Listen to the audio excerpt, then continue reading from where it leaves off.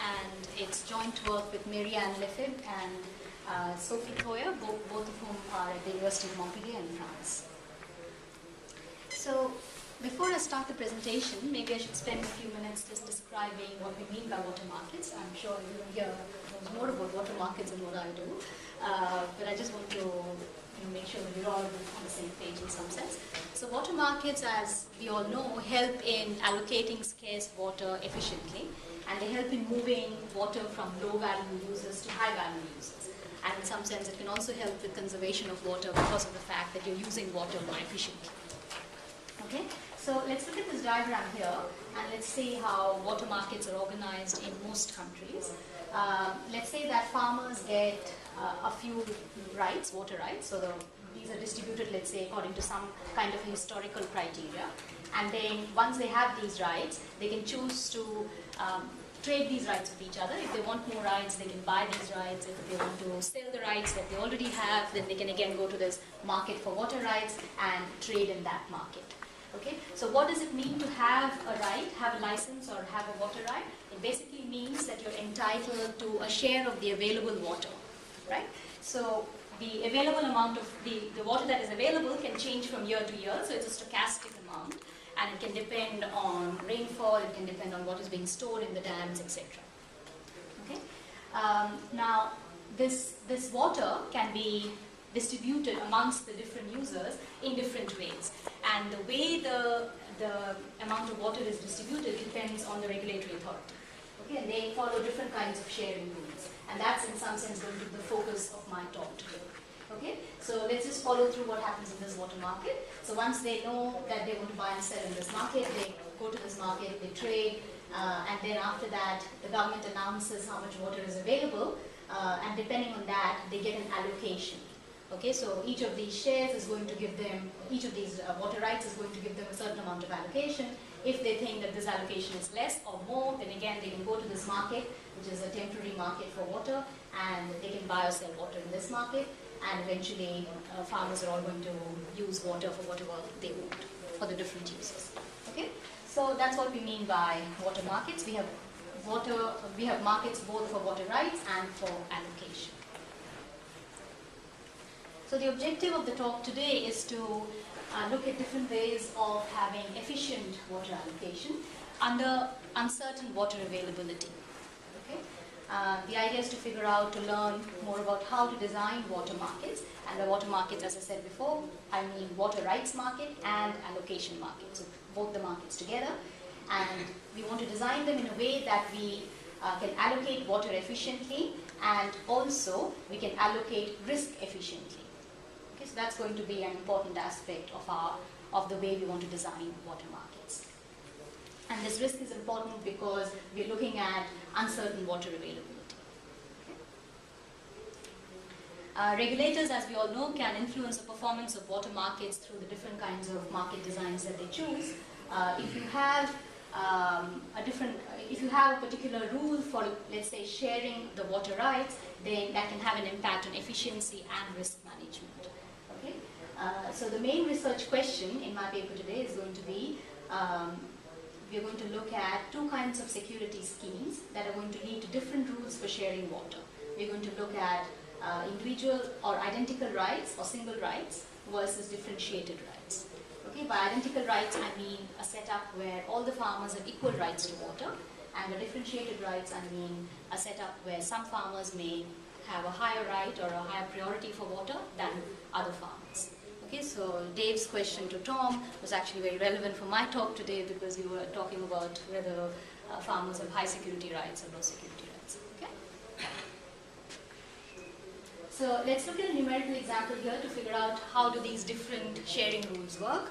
I'm going to focus on two sharing rules. One of them is a proportional sharing rule, where you have one level of security, and this has been used in different parts of the world. Within Australia, South Australia has this kind of a sharing rule.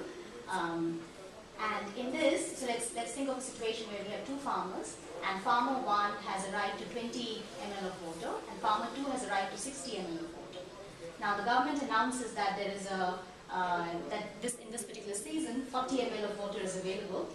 The proportional rights rule is going to give each of these farmers a certain proportion of the available water. So in this case, farmer 1 is going to get 10 ml, which is 50%, and farmer 2 is going to get 30 ml, which is 50% of the water that is available, of the total water that is demanded and available.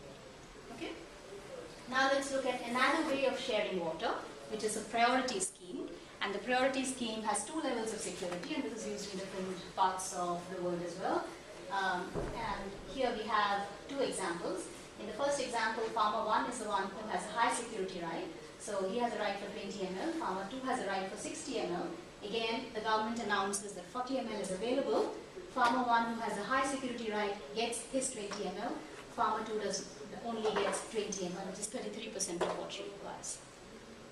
Okay? Let's look at another example where both the farmers have high and low security rights.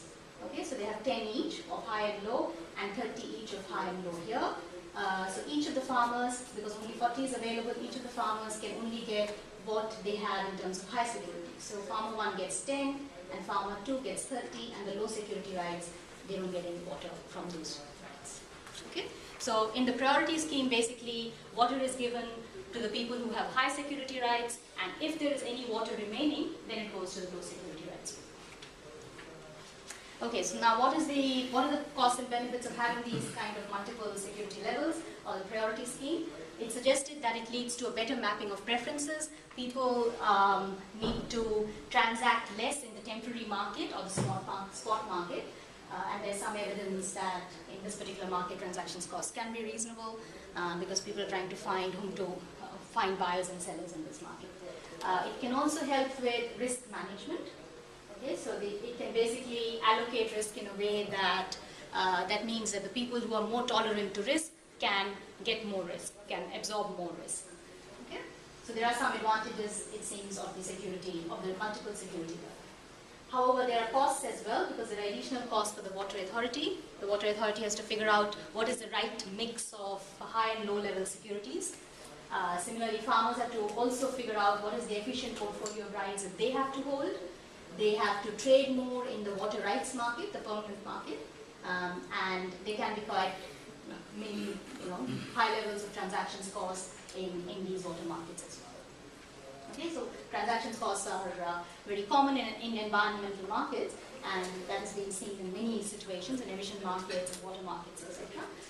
So we need to figure out what are the gains from going towards a differentiated system, and we are going to look at it in the context of an experimental market. So one of the reasons why experimental economics can be useful to understand this particular issue is because when we look at field data, that is data that is gathered from the field, then we are comparing in some sense apples and oranges. Okay, because it's very difficult to see, look at data from one particular country and then compare it to another country, because the hydrology conditions and the socio-economic conditions might be very different across different countries. So it's difficult to figure out why the results are different. Whereas in the lab, you can keep all the institutional conditions the same, and all you're doing is changing a particular rule, which is a sharing rule. Okay? So we're going to use the methodology of experimental economics to understand this particular issue. And what we are going to do is to look at two particular aspects. As I said, our main question is to look at different levels of security, so 1 versus 2, and whether that is going to improve performance if we go from 1 to 2. Okay? And by performance, I mean efficiency and risk management. Now, as I said before, transactions costs can be quite an important aspect in most of these markets. So we want to also examine how do the differentiated schemes work when there are transactions costs. Okay? So here we are looking at transactions costs in two different markets. So here we say in the first treatment here, C1 and C2, we assume that the transactions costs are higher in the temporary market. And we're going to call it the coupon market in the experiment. So that's why it's called C1 and C2. In the second set of treatments, S1 and S2, we're going to assume that the transactions costs are much higher in the water rights market, which is a permanent market. And we're going to call it the share market in the experiment, hence S1 and S2. Okay? So basically, the transactions costs are such that in one market is much higher than the other in the different scenarios. So we want to test what happens in the two situations.